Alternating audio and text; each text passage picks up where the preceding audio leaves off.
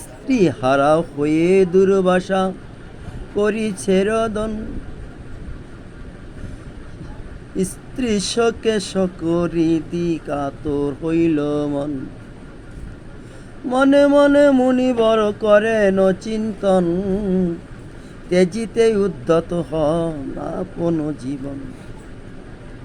বসিলেন মুনিবর তবে যোগাসনী, রোধ করি না সারন্দ্র নিঃশ্বাস পবনে। কণ্ঠ বন্ধ করিবারে উদ্যত যেমন, এমনি সময়ে ভগবান এসে দিল দর্শন।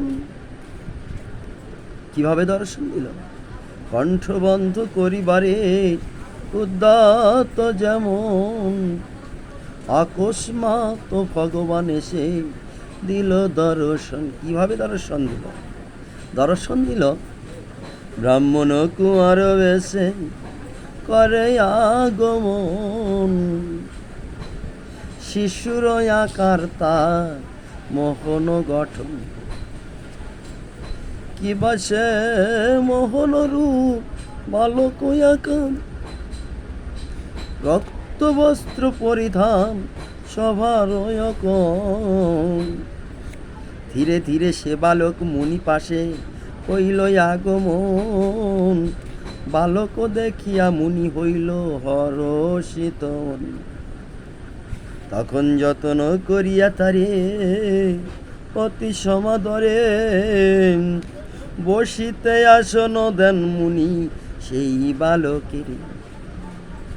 শিশুকে হেরিয়া মুনি হরিষে মগন, শিশুকে দর্শন করি মুনি আনন্দিত মন।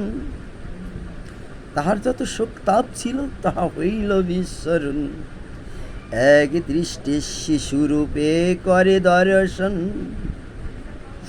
মিষ্ট ভাষে মুনিবরে বলে তখন শিশুরূপী জনার্দন। ডেকে বলছে, ও মুনি শোনো, আরে তুমি তো যোগীদের প্রধান, শাস্ত্রেতে পণ্ডিত, তবে কেন তুমি এত অজ্ঞান?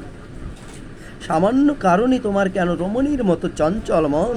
তোমার অধিক কিবা, তোমার এর থেকে কি কথা বলিব এখন? তোমাকে কি বলছি তুমি একবার শ্রবণ করো। শ্রবণ করো মহামুনি, তোমাকে জানাই, এ কথা জানিলে তাহার কোনো ক্ষয় নাই। কি বলছি দেখো, বিপদের মূল হয় জানিবের মনি, ওই বিপদের মূল হয় জানিবের মনি। অধর্মেতে সদারত উহাকু কামিনী, তুমি বিপ্র মহাযোগী তাপস প্রবর, তপস্যাচরণ কার্য উচিত নয় তোমার। তাই বলছি সর্বদা কৃষ্ণের সেবা করিবে অন্তরে, ভজিবে কৃষ্ণের পদ ওই হৃদয় আসরে। কার জন্যে দুঃখে তুমি হয়েছ মগন, কথা সে রমণী বলো, বলতে পারো ও কোথায় সে রমণী বসে আছে ওহে তপোধন। জগতে আমার বলো, বলো তো কাহারি, কেবা স্বামী কেবা ফার্চা অবনি মাছারে। পিতা মাতা কেবা বলো, কেবা বন্ধুজন, দেখিতে না পারে পাবে কারে মুদিলে নয়ন। পিতা মাতা বন্ধু আত্মীয় স্বজন পত্নী কেউ তো কারো নাই।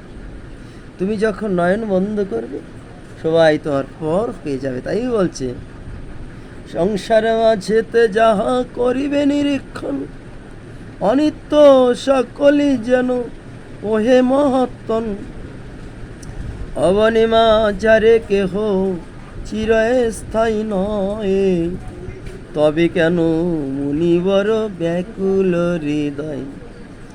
মায়াতে মোহিত হয় জগত জীবন, সংযোগ কেবল মাত্র বিধির বন্ধন।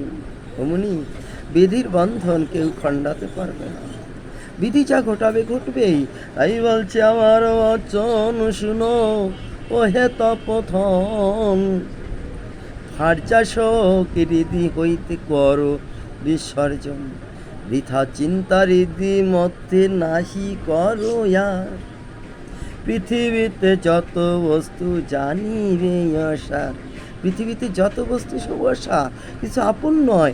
তাই নিদ্রা যোগে স্বপ্ন যত হয় দর্শন, তেমনই অসারেই জীবের জীবন।